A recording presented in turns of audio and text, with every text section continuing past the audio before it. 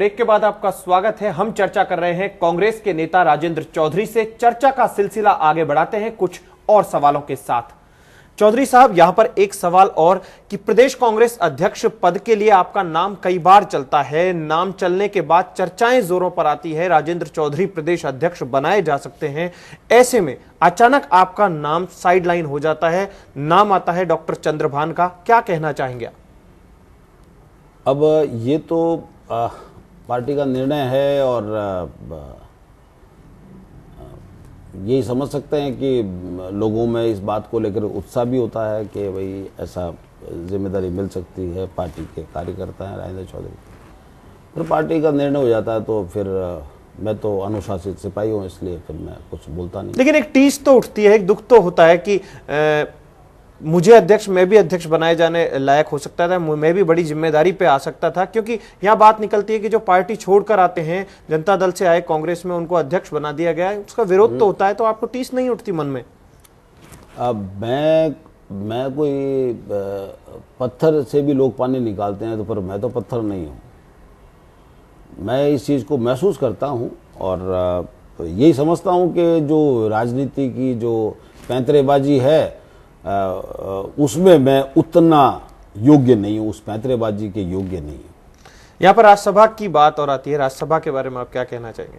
हाँ, राज्यसभा का चुनाव में अभी जो हुआ था उसमें मैंने भी अपनी उम्मीदवारी जताई थी, की थी और पूरे राजस्थान से भारी संख्या में लोगों ने अपने रिप्रेजेंटेशन मेरे समर्थन में भेजे थे और मैं दिल्ली में पार्टी के प्रतिनिधियों से कुछ से मिला भी था।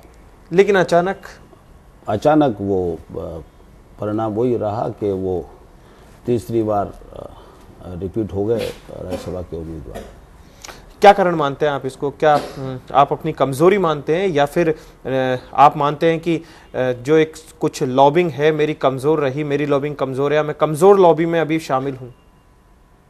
देखिए, लॉबिंग का तो अपना महत्व है ही, और जहाँ तक प्रदेश की जनता का सवाल है या जन भावनाओं का सवाल है, पार्टी कैडर का सवाल है, वहाँ मैं अपने आप को कमज़ोर नहीं मानता।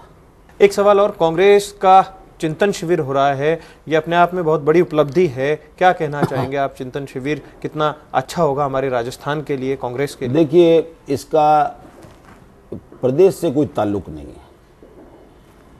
ये AICC का, अखिल भारतीय कांग्रेस कमेटी का चिंतन शिविर है और वो पार्टी अलग अलग जगह करती रहती है। तो इसको ये प्रचारित करना कि ये राजस्थान के लिए चिंतन शिविर हो रहा है, ऐसा कुछ नहीं है। वर्तमान की बात करें तो अभी हमारे सामने, कांग्रेस के सामने यानी आपके सामने क्या चुनौतियां हैं चुनाव को देखते हुए? अब चुनाव को देखते हुए मैंने जो बात आपको कही है कि जो कांग्रेस की विचारधारा के जो लोग हैं और जो कांग्रेस से जिनकी दूरियां हो गई है,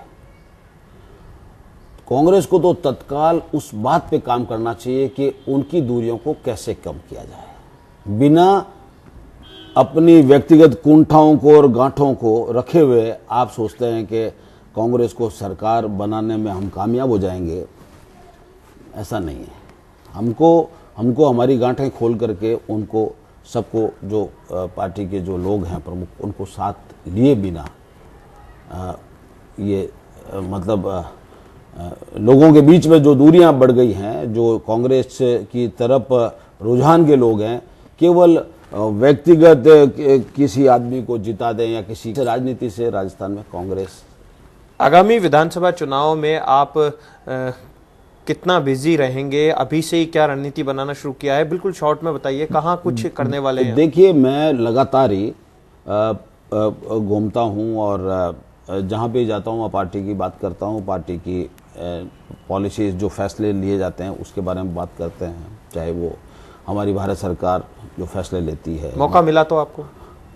मौका मिला तो पार्टी की बात कर रहे हैं, पार्टी के लिए लगातार, और लोग सब जानते हैं इस बात को कि चौधरी साहब जो है पार्टी की बात ही करते हैं। आखिर में HBC न्यूज चैनल के माध्यम से आप अपने लोगों को, आप अपने कार्यकर्ताओं को या फिर अपने समर्थकों को, जो राजेंद्र चौधरी के समर्थक है, खासतौर पर आपके समर्थक है, उनको क्या कहना चाहेंगे चैनल के माध्यम से? मैं तो यही कहूंगा कि सही बात के लिए, अधिकारों के लिए हमको संघर्ष करना चाहिए और उस लड़ाई को गति देनी चाहिए, न कि विराम देना चाहिए।